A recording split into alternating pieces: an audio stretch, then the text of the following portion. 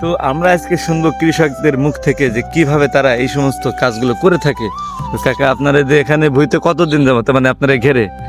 আমি এই 2 বছর নিছি, বুঝছেন। গত বছর শ্রাবণ মাসের 15 তারিখে নিয়েছিলাম, 17 তারিখে গেড়ে আছি। এই যে জায়গায় দাঁড়ায় আছি, এই জায়গাটা তাবুর কাগজ কথা উঠছে, হ্যাঁ, এই তাবুর কাগজ টানাই এই জায়গায় ছিলাম। আর আমি তো কাজকর্ম কম করি, আমি মিস্ত্রি কাজ করতাম। তাই আমার জনবাদ আছে, ও কাজ করতেছিল, আমি এই জায়গায় বসে পড়েছিলাম সে কাগজের করে। তারপরে এই এক করে বনখানি কাটা হয়ে গেল, দেখলাম যে একটু তড়ি গড়ি নাড়ি নিয়ে আইসে জায়গাটা 1 লাখ টাকা দিয়ে নিয়ে। আর এই মাছ কিনেছিলাম, ট্যাংরা মাছ, সেরা ঘেরের মধ্যে কি কি মাছ ছাড়েন আপনি? ঘেরের মধ্যে ছিল গত বছর মিনার কাপ ছিল, কাতলা ছিল, শিল গাছ ছিল, গিলাস কাপ ছিল, ট্যাংরা ছিল, ফুটি ছিল। এখন কি কি সবজি চাষ করেছেন এখানে? এখন এই সবজির কাজ করেছি, তরমুজ লাগাইছি গত 10 দিন।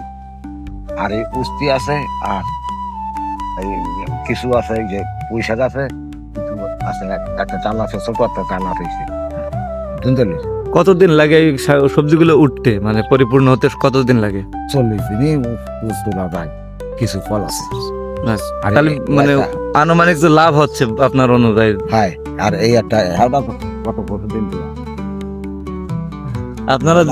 আপনারা দেখছেন এখানে কিন্তু শুনেছি যে আপনার উনার এই সমস্ত সবজি লাগিয়ে, অর্থাৎ এই যে মাছগুলো চাষ করে কিন্তু উনার লাভই হচ্ছে। এই জন্য আপনারা চাইলে কিন্তু এমন করতে পারেন। এই যে দেখুন, তার সাইডে কিন্তু উনি অনেক পরিশ্রম করে কিন্তু এই কাজগুলো করতেছে।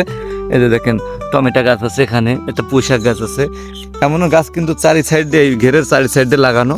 আর অনেক বড় বড়, সবচেয়ে ভালো লাগতেছে আমার কিন্তু এই পেঁপেগুলো দেখে। দেখেন অনেক বড় বড় পেঁপে কিন্তু এখান হয়ে আছে। এই সবজি গাছের সাথে কিন্তু এই যে অনেক বড় বড় পেঁপে, এই পেঁপেগুলো কিন্তু একদম পেকে যাচ্ছে, দেখেন পুরো পাক ধরে গেছে। তবে অনেক সুন্দর এই পেঁপেগুলো। আর এখান থেকে কিন্তু এই সবজি গাছ লাগানো। আর এই যে দেখতেছেন কাকা কিন্তু এখনো কিন্তু কাজ করবে বলে দাঁড়িয়ে আছে, যেহেতু সকাল হয়ে গেছে, এখনো কিন্তু উনি কাজে হাত দেবে। তো ইনশাল্লাহ